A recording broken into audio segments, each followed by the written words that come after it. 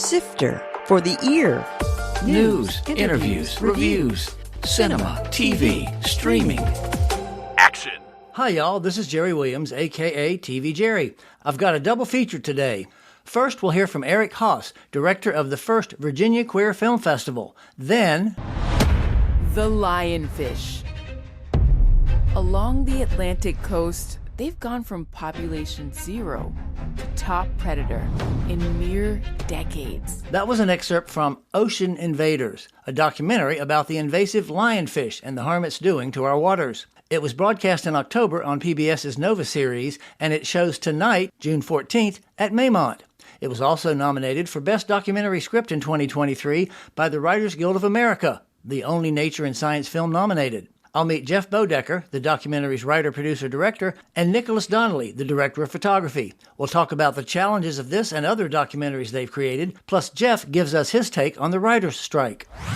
Sifter Review of the Week. Reality on Max. Reality Winner was an American intelligence specialist. She came home from the grocery store one day to find FBI agents waiting to search her house and interview her about leaked documents detailing Russia's interference in our elections. This recreation of the encounter is played out verbatim from the FBI recordings. It's a fascinating experience, watching how the agents converse to gain her trust and uncover the truth. Writer-director Tina Satter adapted her play to the screen, adding some additional moments of graphics and other visuals. Basically, this is two people interviewing one person in a minimal setting, but the tension holds steady without ever going big. As reality, Sydney Sweeney's performance is nuanced, quietly emotional, and completely enthralling. This political drama creates stress through smartly underplayed performances and the compelling truth behind this reality. I gave Reality 4 out of 5 stars.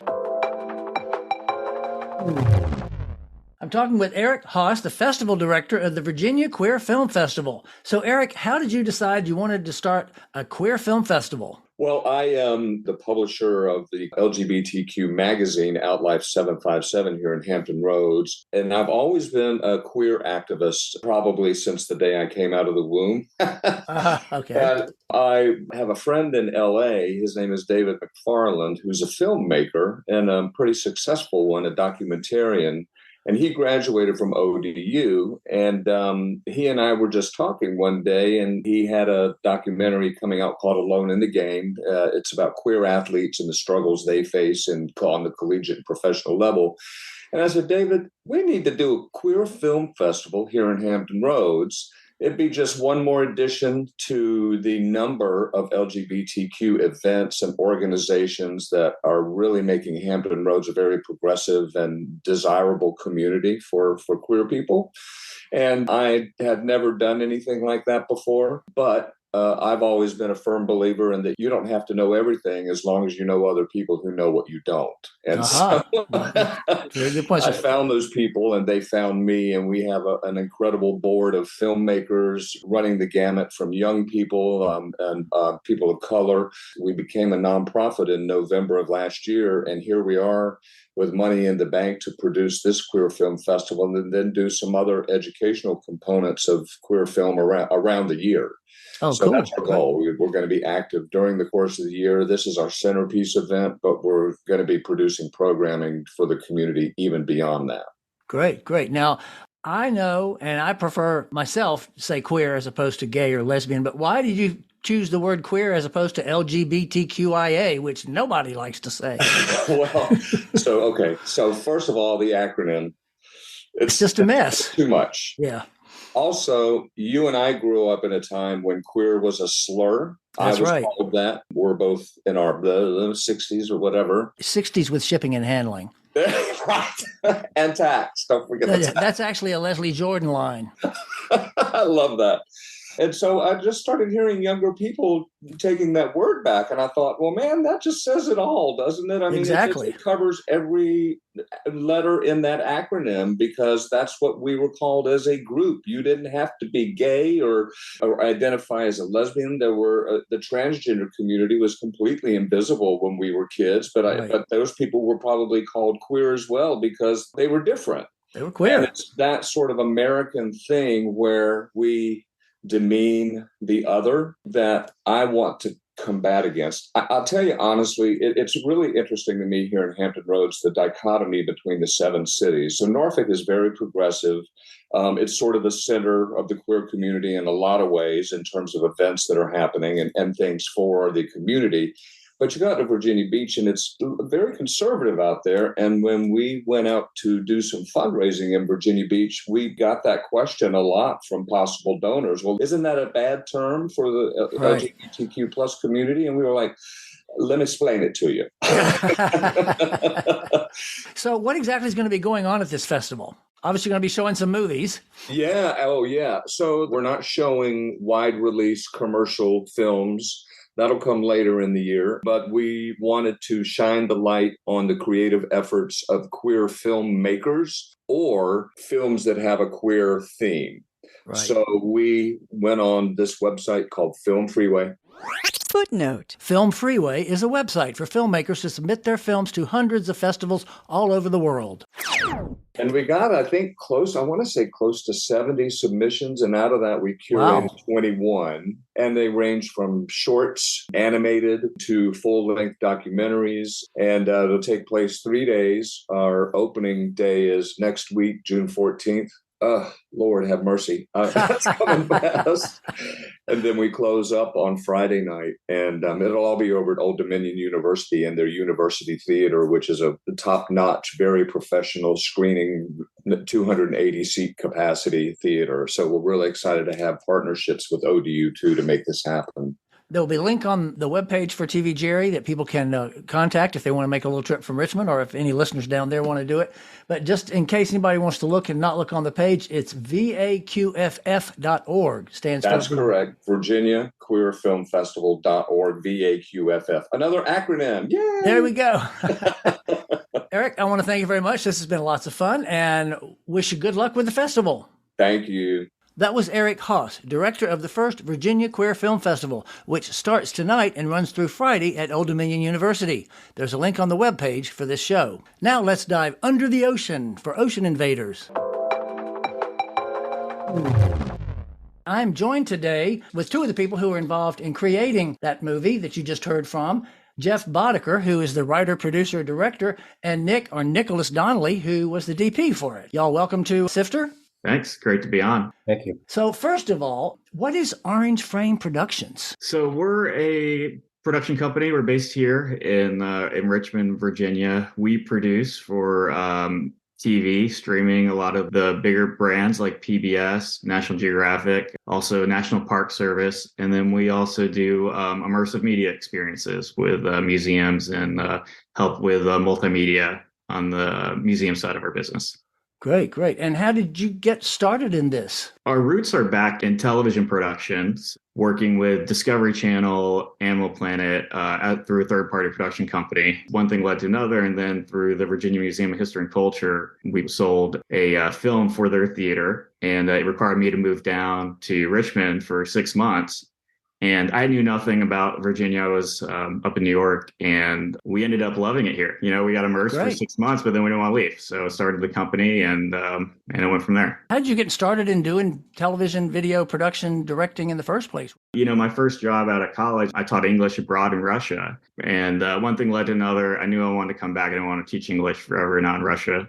Applied to grad schools, and then one thing led to another, and I went to the BU's film program. Right before I graduated, then, since I speak Russian, there was a Discovery Channel show that the showrunner needed somebody to go over as associate producer with the producer to Siberia on a shoot. I said, yeah, that sounds like an adventure. That sounds fun. I don't know if fun's the right word when you're talking about Siberia, but... in February.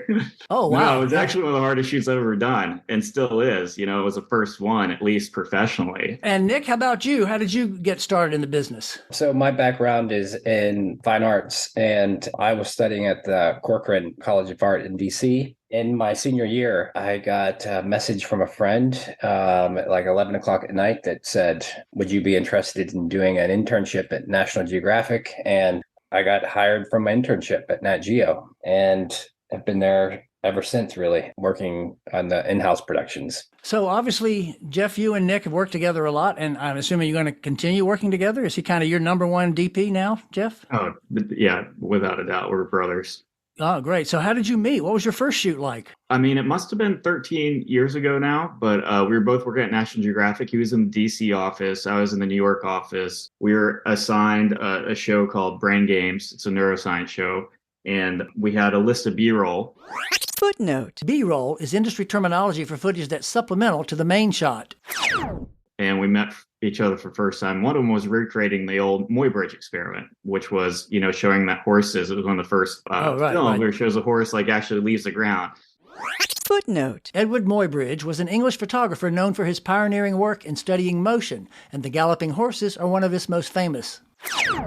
So Nick knew how to use the Phantom, it's a high frame rate camera. And at that time, specifically, it was a very rare and challenging camera to use. So we were at Santa Anita racetrack in California. And it was kind of cool that, our first shoot together was also, had its deep roots in cinema as well with Muybridge. And we filmed it, and it's incredible, still incredible footage. It holds up today. Nick, what do you remember about Jeff? Were you like, okay, this director, he's going to be worth working with? So my memories of that day were running around the coast of California and hitting all these different locations, including like a ballerina studio, a jazz bar. The last shot of the list was get some waves crashing on the beach at sunset. If we would drive any further, we would miss it. So we only had one option, and we parked the van in a legal spot off the side of the road, and it was a sheer cliff face going straight down on the side. Wow. How many feet do you think it was to the bottom? I mean, it's classic, California coast cliff. Yeah. It's high. And I said, we're not going to get it unless we jump down. Slide. Yeah. It was, I said, well, I'll tell you what, I'm not sure if you're familiar with the cine saddle. Footnote. A cine saddle is like a specialized bean bag that's used to hold a camera when a tripod isn't available. And I said, I'll tell you what, I'm going to slide down the hill on beanbag and get the camera set up, and you come down behind me. And we just basically tumbled down this sheer embankment to the beach, rolled on just in time, and there was no time for a tripod. Went right on the cine saddle, grabbed those shots. And as we were saving the last clip, the sunset over the horizon, and I think we probably gave each other a high five, and spent the rest of the night trying to get back up. Yeah, climbed back up the hill and found the van, and that's how our friendship was born. Wow, cool. Surprise guest drop in. Welcome, Krista Weatherford. Hello, how are you? Footnote. Krista Weatherford is the Director of Programming and Community Engagement for the Maymont Foundation.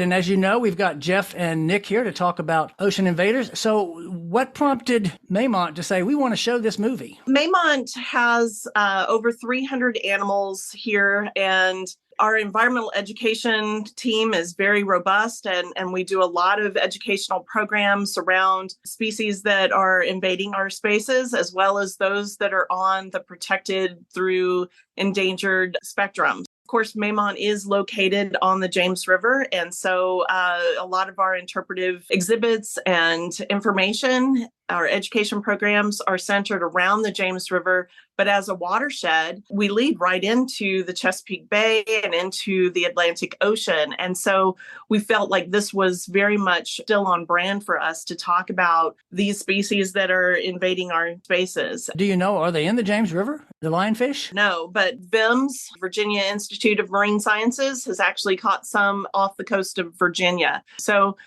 we really feel like this is still a very much connected story with the greater habitat stresses and things like that in our area. Absolutely. Makes sense.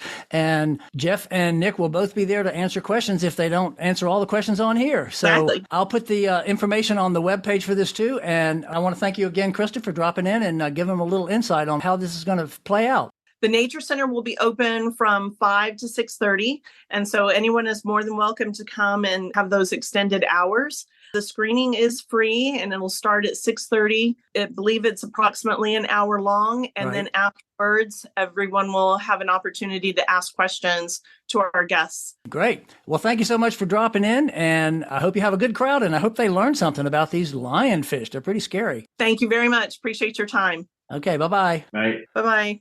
Well, let me ask you this, Nick. Let me back up and ask you this. I read that you're not only a DP and you have been literally all over the world from Mexico to Greenland, but you're also a pilot? Yeah. When drones first started to kind of hit the scene, in order to fly a drone commercially, one path of doing it was to have a regular pilot certificate.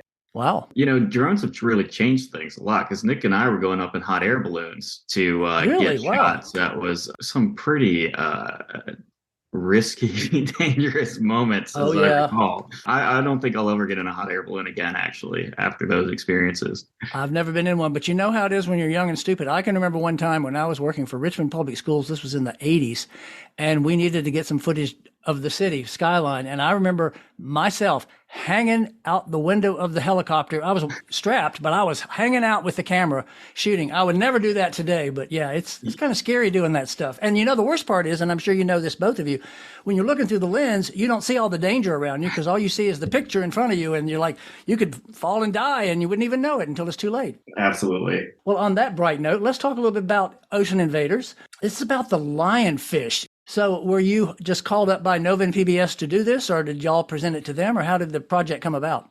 Yeah, no, we presented it to them. So it actually has its roots from another project that we were filming shipwrecks underwater for in Florida. And there was lionfish, didn't know anything about them. Upon further questioning and research, it unpacked this really kind of big story about how this fish was non-existent, in the 80s in the Atlantic. And now it's spread all the way from Maine down to Brazil.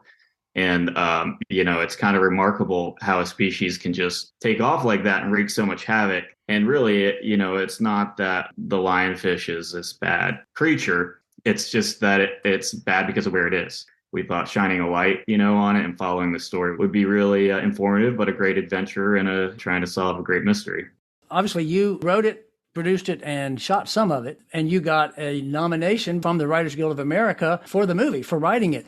And there's a lot of voiceover by one person. Did you actually write that voiceover, even though it's somebody's point of view? Yes, I wrote the voiceover. And then I do the interviews, so I have the loose structure in mind. I don't know where the interviews necessarily are going to go, right. But I have some story points I'm trying to hit, and hopefully there's some serendipity, along the way. And then what it becomes in post-production is a mountain of transcripts, from those interviews. Sure. And then it becomes a matter of piecing together, you want to keep it interesting. You don't want to have one person talking for very long. You want to have different perspectives interjecting, right. So that's where the kind of art of taking these transcripts and then what's, we call a paper cut, which is all on paper, finding those sound bites, seeing how they sometimes don't work at all, when you actually put them in the edit, but at least on paper, they seem to work. And then from there, we build out the voiceover to fill in the gaps and also just, can be lengthy explanations, and we can cut down on that with the voiceover. Wow. I did not realize that you'd started with a paper cut, because I have one client that I used to work for in Richmond who always did paper cuts.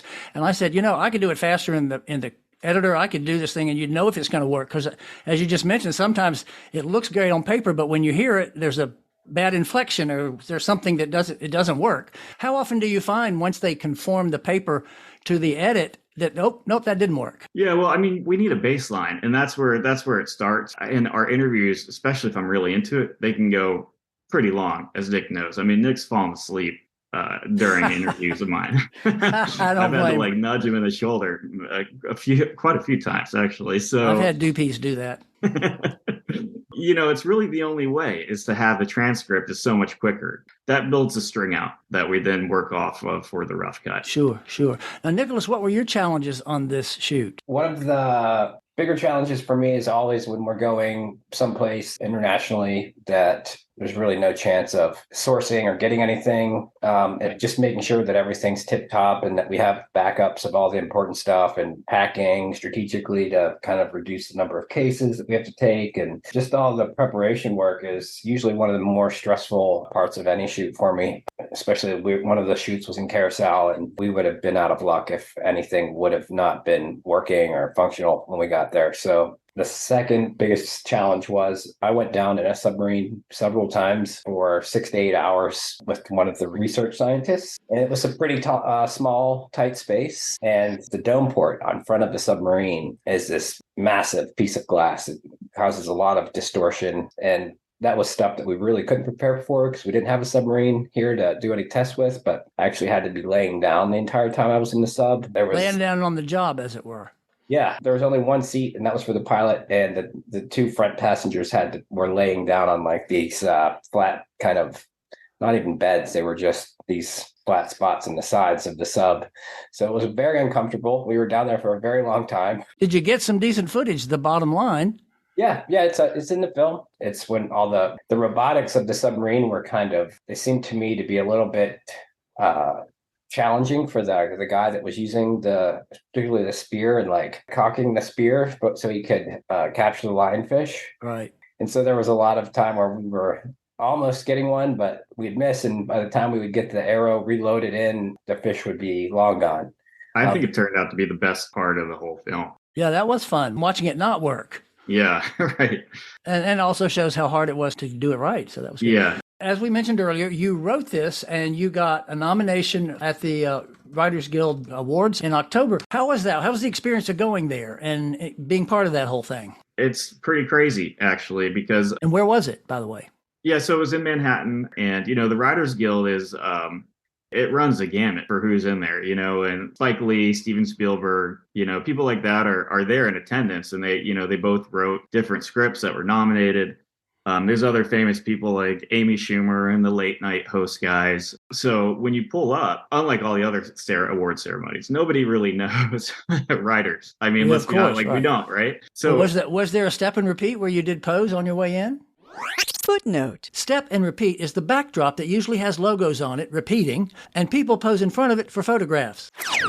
Yeah, and there's kind of a funny moment with that. It's just some people, I think really embrace those opportunities, and then others like myself are just like, it's just not something I'm used to or really try to avoid. So so I got out there, and then the funny thing is, ever since I was a kid, if I fake smile, my face just starts twitching like uncontrollably, like in school pictures, So this was like a wall of cameras, a wall of journalists. And of course, there's no reason to be smiling for me at this moment. So fortunately, it's all photographs, so you can't tell. But just like when I was 8 years old, my face just starts like twitching like I got a really bad tic. Oh, nice. And sadly, you did not receive the award. No. But I'll have to say, you hear it, it's so trite. They say, oh, it's just an honor to be nominated. When you consider how many hundreds of screenplays are written every year and they break it down to what, 5 or 6, it is a big honor. So that's very cool. Yeah, thank you. Since you are a writer and since May 2nd, there has been a writer strike. How has it affected you, or has it affected you yet? Yeah, as part of the guild, it's a little bit different with the nonfiction work that we do. So as far as what we're supposed to halt on is our pitches to certain organizations. And that's really the hang up right now is the guild really wants to make sure to grind work to halt and just show the importance of what writers bring, to the production industry. That's mostly how it's affected us, is just pausing on certain proposals to certain companies. Oh, so that's good. So it's not affecting you day to day, which is great at this point. Depending on how long it goes on, I guess. Right. No, we're in post-production on a project. We're okay there. So we talked about that one award. There was also the National Association for Interpretation for our National Park Service. You won an award for that one, Window into the Past, right? Yeah, that's right. That was a film shot out in Hagerman that Nick and I have some pretty fond memories of. That was a brutal shoot, though. You were both involved. Well, that's great. Yeah. Nick, what do you remember about that one? Hagerman's an interesting national park that no one's allowed to visit there. They try to keep the contents of the park a secret. Footnote. It's actually called Hagerman Fossil Beds National Monument and contains the largest concentration of Hagerman horse fossils in North America.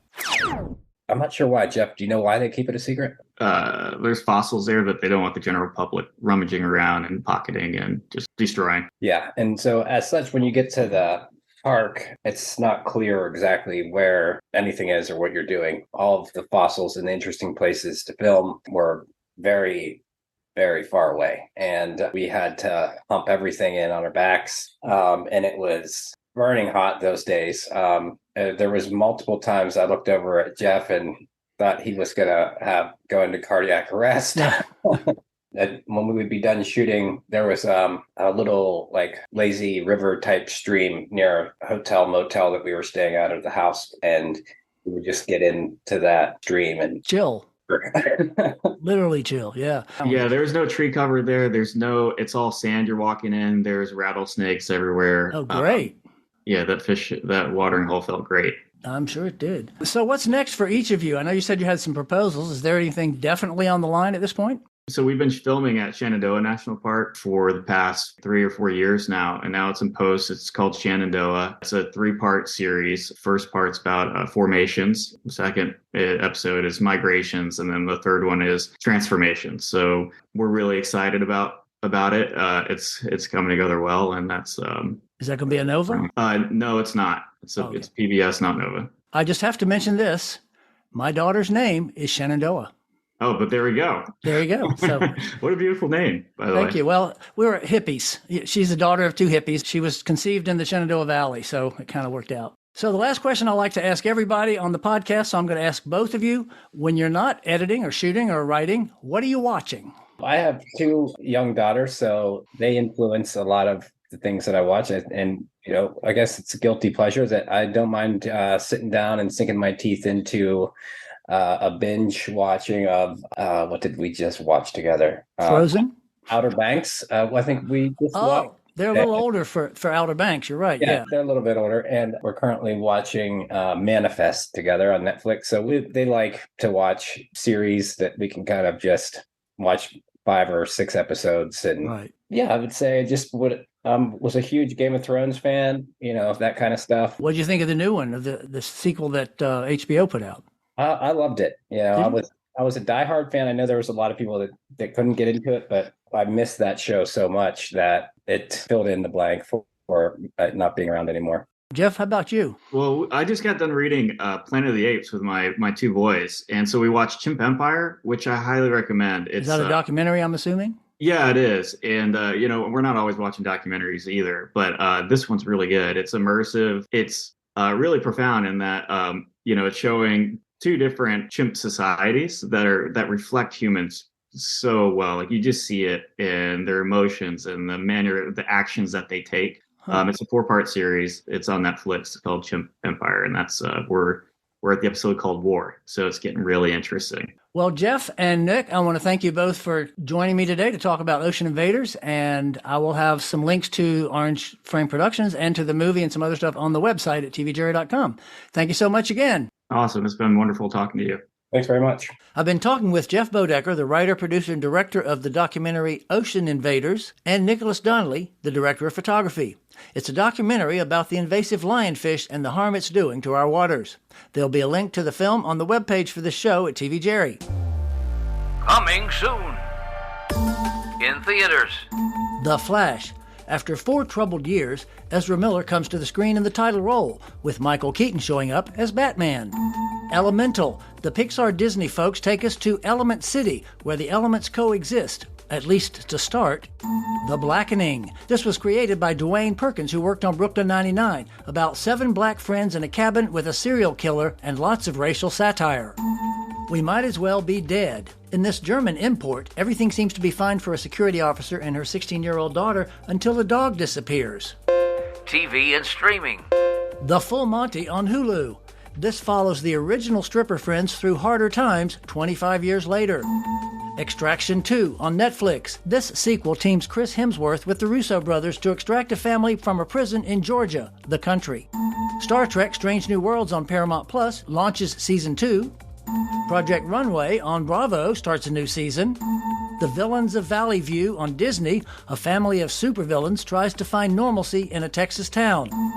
Black Mirror returns to Netflix for a 6th season. Next week, meet a couple who made a movie with virtually no previous experience. This is Jerry Williams. Thanks for listening. See you next week. For more Sister, including literally thousands of reviews, visit tvjerry.com. That's a wrap.